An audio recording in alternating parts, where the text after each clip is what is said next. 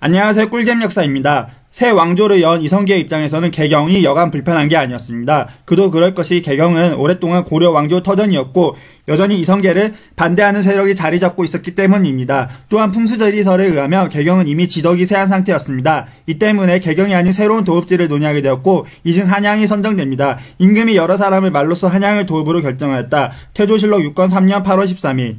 한양은 한강과 가까이서 수로를 통해 세금을 걷어들이기 좋았고 뒤로는 산이 병풍처럼 둘러싸였으며 안으로는 물이 흐르는 배산 임수로 최고의 명당이었습니다. 다만 주산을 어디로 선정할 것인가에 대해서는 논의가 팽팽했습니다. 그중 정도전과 하륜의 논의가 가장 팽팽했는데 정도전은 전통 유교 방식으로 북쪽의 북악산을 주산으로 하고 남쪽인 관악산을 향하는 오늘날의 경복궁 자리에 궁궐을 놓아야 한다고 보았습니다. 하지만 하륜은 정도전의 의견을 강하게 반대했습니다. 하륜은 현재 경복궁의 서쪽 지역인 무악 부근에 궁궐을 두어야 한다고 보았죠. 정도전의 주장대로라면 도읍과 관악산이 마주보게 되는데 그렇게 되면 관악산을 강한하기로 인해 국가에 큰 재앙이 있을 거로 보았기 때문입니다. 그렇다면 결과는 어땠을까요? 결국 정도전의 의견이 채택되었고 이것이 오늘날 경복궁 자리입니다. 정도전은 하륜의 조언을 들었어야 했던 걸까요? 이후 한양에서 제1차 왕제연환이 일어났고 숙부가 조카를 죽이는 참혹한 사건이 일어났으며 심지어 조선이 건국된 지 200년 만에 경복궁은 백성들에 의해 불타 오랫동안 폐허로 남게 되고 맙니다.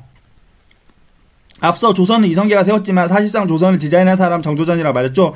삼봉 정도전, 정도전은 유학자, 특히 성리학자 출신이었습니다. 그렇기 때문에 정도전은 불교를 굉장히 억압합니다. 고려 말에 사원의 폐단이 심한 것에 대한 반발과 유학을 장려하기 위한 목적으로 부처가 떠들어대는 잡스러운 소리라는 의미를 담고 있는 책 불시 답변을 편찬하기까지 했습니다. 한양 천도 이후 조선의 도읍은 성리학자 정도전에 의해 모조리 구상되었습니다. 결국 수도 한양은 철저히 유교적인 사상으로 만들어진 공간이죠.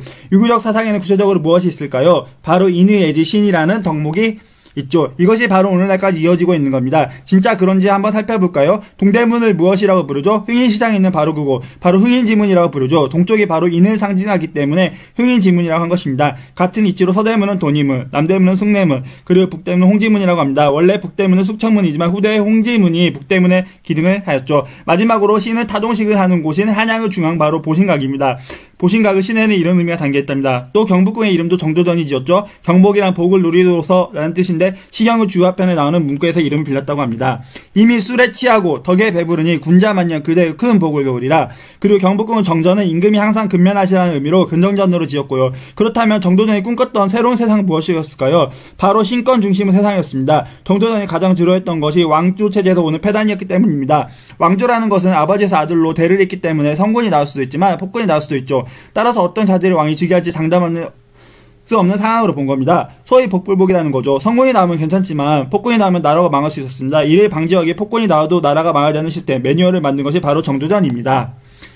이전의 왕들은 어느 정도 자신이 원하는 방식으로 생활할 수 있었죠. 술을 먹고 싶으면 마시면 되고 놀고 싶으면 어느 정도 놀 수 있는 여유가 있었어요. 그러나 조선시대 왕들은 이것이 불가능합니다. 정도전이 강한 경연제도 때문입니다. 경연이란 왕이 신하와 함께 학문을 토론하고 형신 절차를 의논하는 것인데 사실상 왕을 공부시키는 것입니다. 종왕이라 하여 아침에 공부하였고 점심에는 주강을, 저녁 시간에 석강을 했습니다. 이렇게 의무적으로 2시간씩 하루에 총 6시간을 신하들과 공부를 한 겁니다. 그리고 윤대라 하여 의무적으로 각 관청의 관리들을 만나서 그들의 이야기를 들어야 하고 아래로는 선비부터 위로는 재산까지 그들의 상소문을 받아서 읽어야 하는데 이 상소문을 읽는 시간은 하필 잠자기 직전으로 배치합니다. 상소문에는 비판적인 내용이 있었기 때문에 상소문을 읽는다는 것은 오늘로 따지면 인터넷에 달린 악플을 읽는 것과 비슷하다고 볼 수 있어요. 한번 생각해보세요. 자신이 쓴 글에 달린 악플을 줄줄 읽으면 잠이 잘 올까요? 정말 죽을 맛이겠죠. 이처럼 조선시대 왕들을 제잡듯이 잡아서 성군으로 만들겠다는 게 바로 정도전의 전략이라고 볼 수 있습니다. 오늘도 재밌게 보셨다면 구독과 좋아요 부탁드리겠습니다. 감사합니다.